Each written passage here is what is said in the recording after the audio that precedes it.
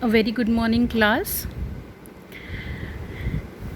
Welcome back after summer week break. Okay, today we are going to start chapter 3, the Earth's major water bodies. I hope last two chapters, chapter 1 and chapter 2, which we have completed before vacations, I hope you all must have completed that work. Okay, so today we are going to do chapter 3. You will continue your new chapter from the new page. So let's start this chapter.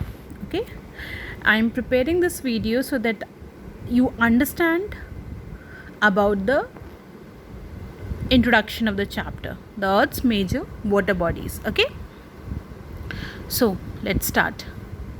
The large part of the Earth's surface are covered by uh, water bodies such as oceans, seas, rivers and lakes. We all know we have different water bodies, like oceans are there, like sea, like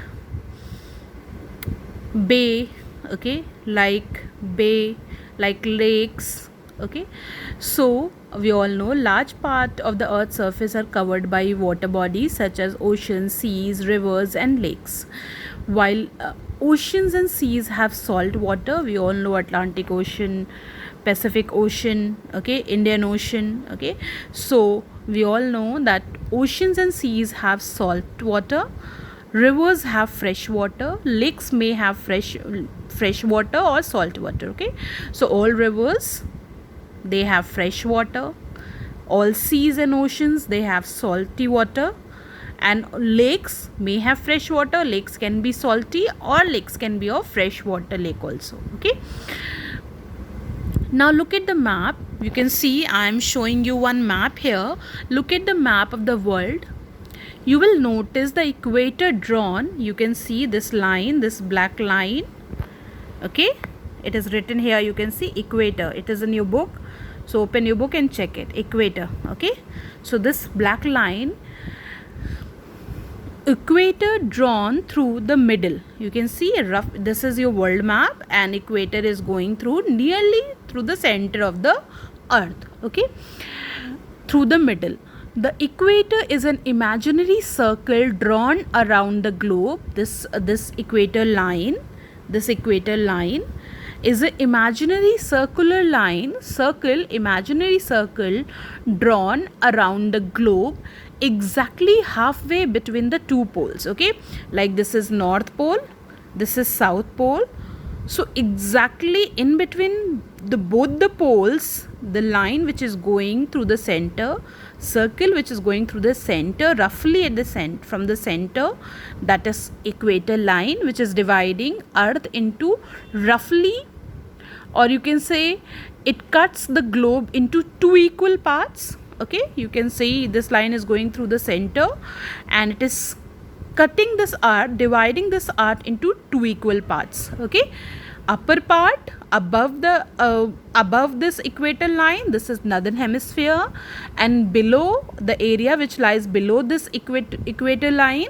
that is southern hemisphere.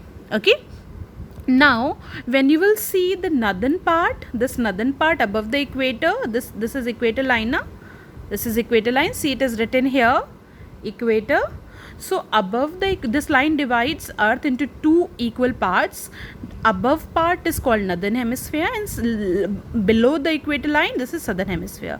When you will see this northern part and southern part, you can notice the difference between northern hemisphere and the southern hemisphere.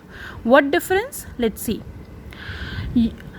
The greater part of the land masses is in the northern hemisphere. You can see in northern hemisphere, this above this line, you can see land mass is in more percentage as compared to the water bodies. You check this land mass, these continents, continent area, and blue color this water body.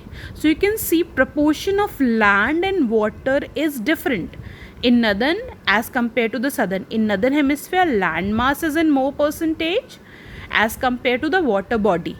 Okay, while when you will check in the southern hemisphere, you can check in the southern hemisphere, water body is in more percentage. You can see maximum places in blue color. You can see whole southern hemisphere.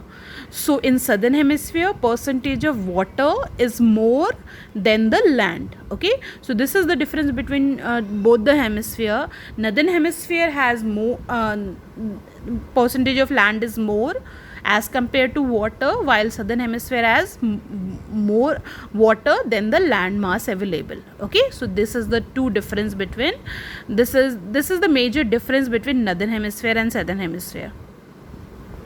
Okay, so I hope you understand a little bit about it, that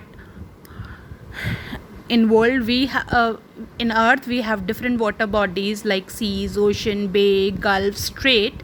Okay, sea and oceans are salty, they have salty water, while rivers have fresh water. Lakes may have fresh water or can be salty also.